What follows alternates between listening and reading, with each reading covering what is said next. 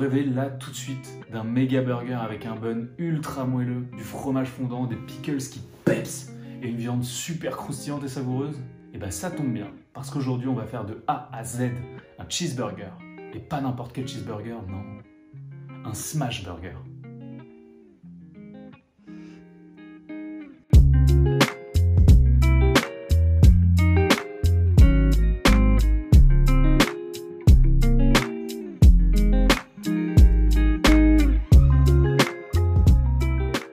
Bon, c'est parti, c'est le moment d'attaquer les buns. Pour rendre le pain brioché encore plus moelleux, on va utiliser une technique japonaise, le tangzang. Pour réaliser cette technique, on commence par faire chauffer dans notre casserole à feu moyen doux 60 g de lait entier, 25 g d'eau et 20 g de farine T65. On mélange le tout sans s'arrêter pour éviter que ça accroche et vous allez voir, ça va prendre une consistance épaisse d'un seul coup.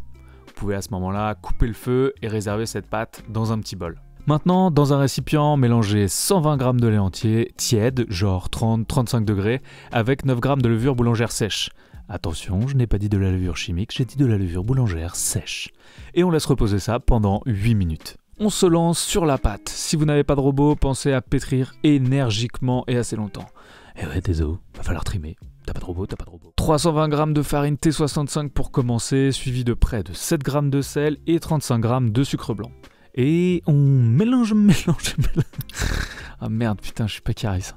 On commence à vitesse réduite en ajoutant directement le lait tiède et la levure. Le tangzang qu'on a réalisé au début, plus un jaune d'œuf et un œuf entier. On augmente un peu la vitesse, on attend que ça devienne bien homogène, genre 3-4 minutes. Et une fois la pâte bien lisse, on ajoute progressivement des petits bouts de beurre doux, désolé les bretons, et on va pétrir une dizaine de minutes comme ça. La pâte est bien lisse et homogène, on peut la sortir, la retravailler un peu si besoin et lui donner de la structure. On répartit un peu d'huile dans le fond d'un récipient pour éviter que ça accroche, on protège avec du papier film et c'est parti pour 1h, 1h30 de repos, four éteint avec juste la petite lumière allumée pour garder une température un peu plus importante.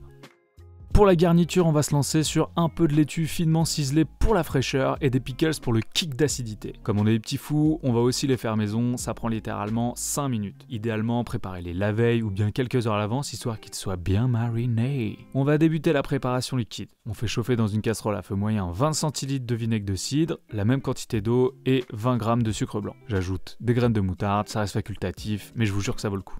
Je vous jure, vraiment. On remue tranquillement jusqu'à ce que le sucre soit totalement dissous et la préparation bien fumante. Munissez-vous de bébés concombres ou à défaut de concombres adultes et on les détaille en petites rondelles de 2 mm d'épaisseur. Maintenant on sort son plus beau pot qu'on a pensé à nettoyer avant et on va commencer le remplissage. On met de la nette fraîche, c'est clairement ce qui va faire la différence. On ajoute une poignée de concombres, des grains de poivre, on mange le petit bout qui est tombé par terre évidemment comme un gros dégueulasse et on remplit entièrement le pot. On finit par une généreuse pincée de sel et un gros ralenti sur le versement du liquide encore bouillant sur les bébés concombres. On ferme bien, on met une magnifique étiquette et bam, ça part. Pour la sauce, c'est vraiment la partie la plus subjective de la recette. La règle c'est faite comme cela vous plaît. Juste ketchup moutarde, c'est fou par exemple. Pour notre smash du jour, on va se tenter une recette un peu coquine. Let's go, on se fait l'oignon, on cisèle une moitié le plus finement possible. Il va rester cru, donc c'est super important. On chiale bien comme il faut et hop, on débarrasse dans un petit saladier. La ciboulette c'est pareil, on cisèle, saladier. Et on finit par des petits cornichons bien croquants. On peut d'ailleurs mettre nos pickles maison si on est des chauds. On ajoute le ketchup, la mayo et un petit peu de vinaigre, des cornichons ou des pickles. Sel, piment d'Espelette et on mélange. Putain, faut vraiment que j'arrête ce truc là.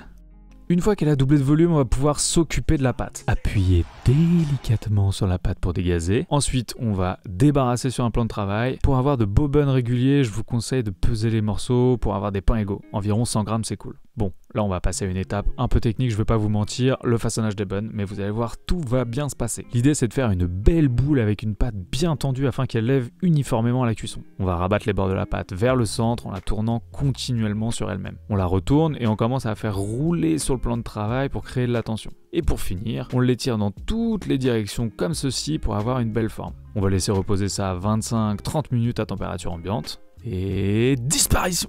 Ouais, non, je déconne. Putain, elle est nulle celle-là aussi. Regardez-moi ces petites merveilles, il a parfaitement gonflé. Un œuf entier mélangé avec une lampée de lait. On badigeonne consciencieusement les buns un à un et ça part au four à 180 degrés chaleur tournante. Moi, je les mets 18 minutes, mais ça dépend de votre four. Donc, commencez à regarder vers 15 minutes. Et voilà, un magnifique bun bien coloré et ultra moelleux. Oh là là, frisson dans le dos. Pour l'effet brillant et le côté fluffy, le bonus c'est de recouvrir à l'aide d'un pinceau les buns encore chauds de beurre fondu. Ah bah j'ai pas dit que c'était régime hein.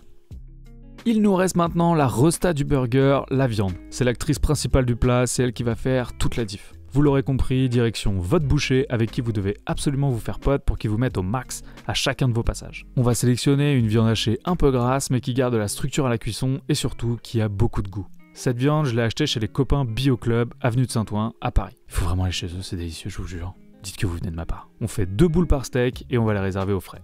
Ça permettra d'avoir une réaction encore plus prononcée à la cuisson.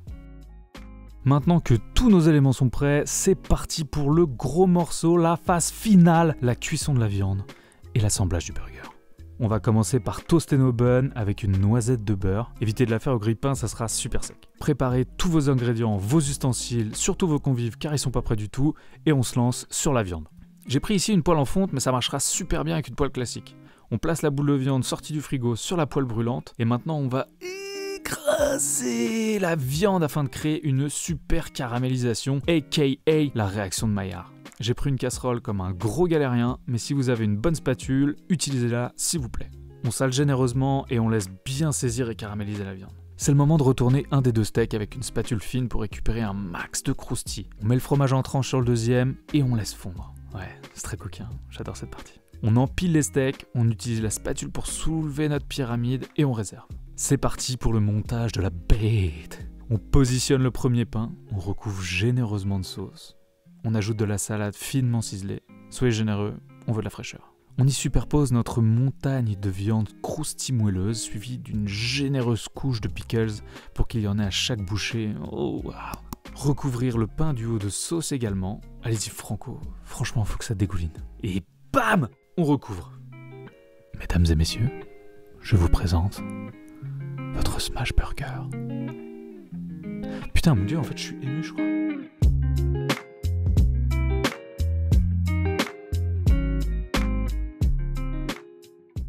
Bon, c'est fini pour ce premier épisode, j'espère sincèrement qu'il vous a plu, moi j'ai adoré passer ce moment avec vous. J'en profite pour vous demander un énorme coup de main qui ne vous demandera qu'un petit coup de pouce. Si vous avez aimé ce contenu, n'hésitez pas à poser un like et à vous abonner pour découvrir toutes les prochaines vidéos. J'ai plein d'idées de malade, plein. Partagez-moi en commentaire votre avis et vos envies pour les prochaines recettes. Et j'oubliais, allez me follow sur Insta, vous pourrez découvrir les coulisses, les bonus et les infos en avant-première. C'était Hugo, vous êtes sur Woogies, bon appétit, ciao.